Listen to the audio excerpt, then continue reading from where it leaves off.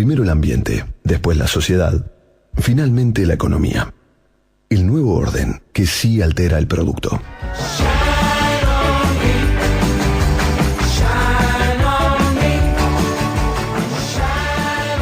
Venimos hablando sobre que se aprobó la Ley de Generación Distribuida de Energías Renovables. ¿Qué quiere decir esto? ¿A quiénes involucra? Bueno, particulares, industria, comercios e instituciones van a poder instalar paneles como otras fuentes de energías renovables y vender el excedente a la red eléctrica. Acá aparece la figura de prosumidor, quien produce o provee y a la vez consume. Comienza un periodo de adhesión de las provincias, ¿sí? Y adecuación por parte también de las compañías eléctricas. Esta ley nacional, que a partir de junio del 2019 se puede solicitar adherir a esta ley, Sergio, ¿sí? Se le solicita a la compañía eléctrica, quien después otorga un medidor bidireccional. De esta manera funcionará solo el medidor, es automático, y ahí indica cuánto uno produce y cuánto uno luego está inyectando a la red o cuánto uno está tomando de esa red. Claro que para conocer los detalles lo tenemos a Cali con nosotros. Dale, Juan Carlos Villalonga, ¿cómo estás? Diputado nacional, es autor de la Ley de Generación Distribuida. ¿Cómo estás? Muy bien, muy bien. Contento de estar acá. Bueno, varios disparadores, arrancamos hablando con Thaís también en el programa sobre, nos parece que es la noticia de este mes, la implementación de la ley, la reglamentación. ¿Por qué es importante que las provincias adhieran a la ley nacional? Porque Santa Fe, por ejemplo, ya tenía experiencias de estas características, claro, ¿no? Sí, es importante la adhesión de las provincias porque hay una serie de mecanismos de promoción para que la gente haya prosumidores, como recién se decía. Hay beneficios que va a dar Nación, por ejemplo, la exención del IVA en lo que es la venta de energía. Ahora después hacemos una precisión sobre eso, pero hay resortes que claramente son de Nación, que si no hay adhesión se lo van a perder, digamos, esos beneficios los usuarios de esas provincias. Creo que los regímenes, vos decís, en el caso de Santa Fe, pero también se repite algunas provincias que tienen algunos regímenes preexistentes o están pensando en algunos, digamos, propios, y eso perfectamente puede convivir, y al contrario, sumarse, digamos, hacer una combinación virtuosa, porque incluso hay resortes de promoción propios de las provincias, digamos, lo que puede hacer el Banco Provincial, algunas tasas propias del ámbito provincial, de las jurisdicciones. Es decir, yo creo que ambos instrumentos pueden perfectamente convivir. Creo que la ley nacional va a tener una potencia que no lo ha tenido hasta ahora ningún régimen provincial. De hecho, hay 4 o 5 regímenes provinciales y no han tenido un impacto importante en cuanto a desarrollo de grandes proyectos. De hecho, los proyectos que más relevantes, por ejemplo, el caso Buquebus acá en Buenos Aires, que es el mayor, digamos, en energía distribuida, es un proyecto que se hizo, digamos, previo a la reglamentación y todo eso. Es decir, los regímenes provinciales hasta ahora no han dado muchos resultados. Sirve quizá para conocer cómo es este ejercicio de ser prosumidores. Yo ya hace un par de años que vengo interiorizándome en todo lo que es energía renovable, me interesa muchísimo, me gusta. Tengo amigos en Europa que por Facebook vamos intercambiando información y bueno, ya digamos para ellos prácticamente es algo común y bueno, para nosotros todavía sigue siendo un poco raro ver arriba del techo de una casa paneles solares. Pero bueno, me animé, soy de un pueblo de 6.000 habitantes que se llama Correa y soy el primero que estoy en el pueblo y bueno, a nivel provincial, uno de los primeros también que arrancó con este programa. Lo bueno de este programa que tiene es que la energía que nosotros generamos, obviamente estamos conectados a la red, parte de esa energía que generamos, bueno, se consume en la casa, en el hogar, y el resto de lo que se produce va a la red. O sea, nosotros proveemos de energía a la red y va a cualquier otra casa, empresa, fábrica, donde sea. Lo bueno de este programa es que te permite, digamos, el repago o recuperar la inversión del equipo fotovoltaico a través de un importe que te paga, digamos, la provincia, a través de la Secretaría de Energía, por la energía que nosotros producimos. Entonces, ¿qué pasa? Decir, vos consumiste 100 kilowatts, produciste 80 kilowatts, al pagarte un poquito más caro lo que vos producís, es como que compensa la factura. Podemos generar hasta un 80% de la energía que consumimos. El plan, digamos, el programa no está hecho para que uno lucre con los paneles solares. Está hecho para que uno pueda amortizar el equipo en no más de 4 años. Al menos en mi caso, calculo que en 3 años, 3 años y medio, yo lo amortizo. Así que bueno, tiene un impacto ambiental, que es una energía limpia que nos provee el sol. Entonces no se genera dióxido de carbono a través digamos, de la quema de combustible para poder generar... Bueno, este es Damián Risi, que es un prosumidor de Santa Fe. ¿Cuáles son las similitudes o qué diferencias van a tener con la ley nacional? Claro. El programa Prosumidores Santa Fe puso énfasis en los pequeños, muy pequeños, instalaciones hogareñas. Y un cupo limitado de prosumidores. La ley nacional va a abrir digamos, las opciones, yo creo, a un segmento todavía, por lo menos inicialmente, muy interesante, que es el segmento de las demandas medias y altas.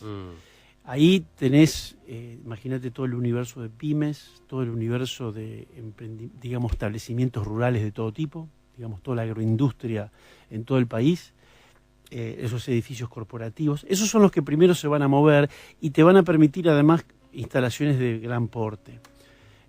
Creo que los 1000 megas que mencionaban como objetivo muy probablemente se superen en cuanto al tiempo en que se estableció, por lo menos en 10 años, en función de las expectativas que el sector productivo tiene. Por lo tanto, esta ley hoy día se la está viendo como una ley de apoyatura a las economías regionales, al sector productivo. El sector productivo tiene 3, yo digo, características que lo hacen como muy amigable con esta norma. Primero, que el sector productivo, imaginemos un chacarero, digamos, alguien que tiene un campo, sí, un establecimiento agropecuario. Primero, que está acostumbrado a hacer inversiones de cierto porte, tiene acceso al financiamiento, sabe cómo pedir créditos al banco de su localidad, digamos. Tiene esa gimnasia y sabe hacer muy bien las cuentas de amortización y de repago de una inversión. Primera cuestión, me parece no menor, es ingeniería y financiera. Segundo, que hoy tienen una necesidad imperiosa de bajar la cuenta energética, los costos energéticos. Digamos, la cuenta de luz, digamos, le ha empezado a ser muy relevante. Y tercero, que además tienen espacio. Por lo general es un ala industrial o tiene grandes techos o en el campo tiene espacio. Yo creo que esas 3 características hacen que este sector sea el que primero se va a mover. Creo que eso es muy importante. De hecho, es uno de los mecanismos de promoción que tiene la ley, es un cupo fiscal para dar un crédito fiscal, que eso básicamente va a ser muy atractivo para este sector. Y la biomasa tienen, ¿no? Claro, o sea, ahí se abren... La caña de azúcar, por claro, ejemplo, en el ingenio de Ledesma, por ejemplo, antes lo tiraban, se quemaba todo ese bagaje. Sí, ellos producen y son generadores hoy día en el mercado mayorista, pero sí muchos establecimientos rurales van a poder tener emprendimientos de menor escala que van a poder ser, sí, no solo lo fotovoltaico, ¿no? Pero quiero dar un solo ejemplo. El caso del sector olivícola en La Rioja. Para mí es un caso emblemático. El sector olivícola en La Rioja, pero esto se replica en todo el NOA. Las aceitunas. Las aceitunas. Las aceitunas en Argentina se producen básicamente, digamos, en base al riego. Y el riego en La Rioja no tiene cursos de agua. Todo se extrae de pozos subterráneos que van hasta 200, 250 metros de profundidad. O sea que el gasto energético para regar todo lo que es los establecimientos, que son miles, ¿sí? Solo en La Rioja son 3000 regantes, es un costo enorme. Con las tarifas que teníamos hasta hace poco, el costo en la aceituna, el 8% de ese costo era energía. Hoy día es el 40%. Es decir, el costo energético hoy es equiparable a la mano de obra. Por lo tanto, hoy te estoy dando un ejemplo de un sector que está haciendo los números esperando la ley, esperando la adhesión de La Rioja, porque van a ir rápidamente a hacer inversiones para bajar esa cuenta. Y desde el otro lado, ¿no? Desde las generadoras eléctricas, me interesa sobre todo cómo fue el proceso de cambio de paradigma, porque recién el prosumidor de Santa Fe mencionaba esto, hablo con mis amigos en Europa, y el caso de España hubo muchas idas y vueltas, porque al principio todo el mundo pasó a tener paneles solares, después las grandes empresas fueron medio en contra, entonces, ¿cómo se trabaja acá para que realmente haya un cambio de paradigma, de decir, bueno, ahora no somos los únicos actores en el mercado, sino que también los ciudadanos, los pequeños productores empiezan a tener su rol? Sí, eso es un punto importante. El caso de España es un caso muy particular, mal hecho, no es un ejemplo, digamos, común. Por lo general, puede haber habido programas que no arrancaron, digamos, como no exitosos, pero no negativos, como fue el caso de España, que tuvo otras deficiencias. El vínculo el desafío que se plantea con esta ley, por supuesto, es el sector de la distribución. Es decir, el servicio de la prestación del servicio de la distribución de energía va a cambiar profundamente en los próximos años, muy rápidamente. Y esta ley es un inicio de ese proceso. Es muy disruptiva en ese sentido. Claramente, por ejemplo, en el sector residencial, el que pagamos nosotros, nuestras viviendas, cuando pagamos la energía, se está pagando no solo la energía, sino un pedacito de los costos que tiene la distribuidora. Es decir, que cuando vos empezás a consumir menos energía, la distribuidora se está quedando con menos recursos para su prestación del servicio. No así en los grandes consumos, donde allí la energía es pura. Digamos, el costo fijo está en otro lado. Eso va a significar por lo menos un reseteo de cómo se da la tarifación, pero es parte de lo que va, digamos, la distribución de energía va a tener que ir a un servicio que simplemente está basado en mantener las líneas eléctricas en buen estado. Para dónde van los electrones tiene que ser absolutamente indiferente, porque, digamos, al final del camino vamos a ser, diría que consumidores con un neto cero. Claro. Pensemos que ahora rápidamente vienen las baterías, con lo cual vos vas a poder acumular la energía, vas a poder programar cuándo querés entregar a la red o cuándo no. Cuando tengas un auto eléctrico, ese auto eléctrico es una batería también. Bueno, y todo esto no va a pasar en el futuro. Todo esto va a pasar en los próximos 10 años. Y bueno, ya las distribuidoras entendieron esto. Vos me preguntabas recién por qué yo me fui a Córdoba ayer y volví en la mañana, porque la verdad hay que estar conversando sobre estas cosas permanentemente. La política tiene que entenderlo, el sector de la distribución que está íntimamente vinculado a la política, ¿sí? En las provincias la distribuidora es un brazo operativo del gobierno. Juan Carlos Villalonga es diputado nacional, es el autor de la ley de la cual estamos hablando. Ahora, por parte dentro de lo que es la redacción de esta ley y cómo se piensa el paso a paso de poder empezar a implementar estas reglamentaciones, ¿qué rol juega el Estado o las provincias para facilitar, esta transformación? Sí, bueno, ahora el paso que viene es la adhesión, como decíamos, que eso es un paso imprescindible. A ver, el rol es importante en cuanto que puede facilitar o trabar esto. La verdad, yo diría que no ¿Cuál es tu percepción? Porque desde que salió la implementación, cada minuto hay un tuit que dice, lo esencial es que se adhieran a la provincia. Obvio. Ahora la pelota está del lado de las provincias. Faltaba la reglamentación. Yo siempre dije, bueno, es legítimo que las provincias aguarden a la reglamentación. Ahora rápidamente tienen que darse las adhesiones y ahora viene un tiempo muy crítico porque hasta ahora, digamos, a ver, esto hay una tensión en el sector eléctrico pasa en que las jurisdicciones provinciales son muy celosas de que haya normas nacionales que le marquen la cancha. Vos pensás que esto es una ley de interés nacional. ¿Por qué? Por las razones que ya ambientales, hace el sistema eléctrico más estable. Estamos hablando que puede sumar una potencia relevante. 1000 megas, para dar una idea, son 2 plantas nucleares, por decir, para que la gente dimensione. Y se puede hacer mucho más, y por supuesto puede crecer muchísimo más. Entonces, desde el punto de vista nacional, en conjunto, macro, es muy importante. Ahora, la verdad que el ejercicio de este derecho que crea esta ley, el derecho de los usuarios a generar energía, se operativiza en el plano jurisdiccional de las provincias. Entonces, la ley tuvo que equilibrar ese dilema, ¿no? Varios dilemas. Todas estas nuevas tecnologías es un desafío regulatorio. Pensemos el caso Uber, es un caso, digamos, en otro plano que habla de toda esta irrupción de nuevas tecnologías y nuevos paradigmas de cómo se prestan los servicios. El drama no es ni tecnológico ni de uso, el drama es regulatorio. Todos los conflictos que vamos a ver y el conflicto, vamos a llamar entre comillas, de la ley distribuida, no pasa por los paneles ni nada de eso, ni por lo que los usuarios quieren hacer. Pasa por lo regulatorio. ¿Cómo se produce la mutación de un marco regulatorio basado en un paradigma de uso de la energía y vamos a otro? En lo regulatorio, y también me da la impresión que también hay que empezar a analizar, digamos, tomemos el tema de la ley, ¿no? Y de los paneles solares. Los paneles solares vienen de China. Sí. En Argentina se está dando un gran impulso a vaca muerta. Entonces esto excede lo regulatorio y nos pone en una concepción ya más política y filosófica sobre el tiempo en que vivimos, ¿no?